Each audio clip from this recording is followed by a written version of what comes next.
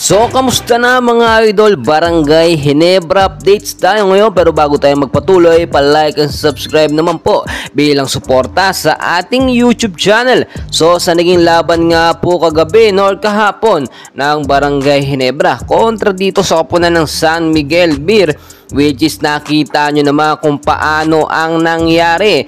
Very unexpected yun, pero talo po ang Ginebra natin. Marami po tuloy ngayon na nagsasabi na dapat pag-isipan ng mabuti ni Coach Tim Cole ng pagpapalit nga po ng mga player ng Barangay Ginebra, dahil kung pababayaan niya ito ay mas lalong babagsak sa rankings, no? Ito nga pong Barangay Ginebra ay nasop na, nasa pang 4th rank po ang Ginebra at nangunguna naman ang kupunan ng Magnolia.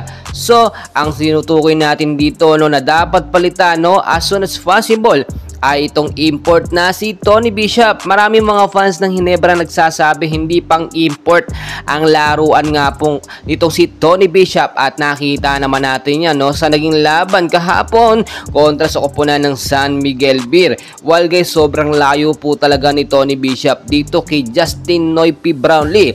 Plus, hindi pa nakapaglaro si Scotty Thompson dahil sa kanyang injury. Nakita nyo kahit merong L.A. Tenorio, hindi pa rin sapat, Maganda rin naman so far so good ang pinapakita itong star player nga po ng Converge na si Maverick Ahanmisi, pero kinukulang pa rin. Tulad nga ng ating sinasabi, napakahalaga po ng team chemistry sa loob.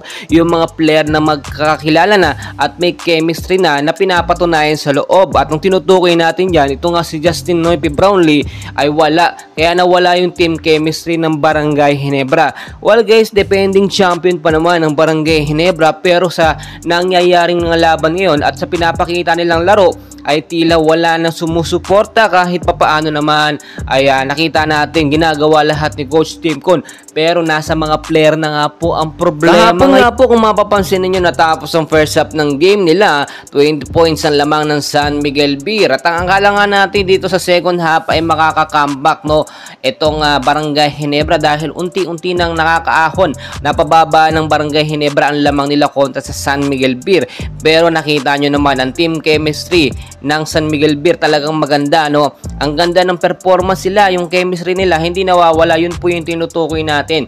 Once na nawala po mga star player ng Barangay Ginebra tulad ni Scotty at ni Justin Noy P. Brownlee na ating magaling na import, ay talagang babagsak ang Ginebra. Sila lang po kasi yung nagdadala dito sa Barangay Ginebra at makakapag-depend ng champion. So nakita nyo, dahil nga sa 4th rank po ang Ginebra, ay tila hindi po nila madedepensa ng championship ngayong season na ito. And so far so good. Ang dapat pong gawin ngayon ni Coach Tingo ay mag-pick ng another import na posibleng pumalit nga dito kay Tony Bishop. At dahil nga po pansamantalang import lamang itong si Tony Bishop, anytime po pwedeng i-cancel or i-terminate po ang kanyang kontrata. At hintay-hintay na lamang po natin, dahil malapit na nga mag 2024 January 14 or January 13 ay babalik na nga po sa Barangay Ginebra itong si Justin Noy P. Brownlee. Biglaan na lamang po yan, ay nina-expect natin, and we are expecting nga po na maglalaro na si Justin Noy P. Brownlee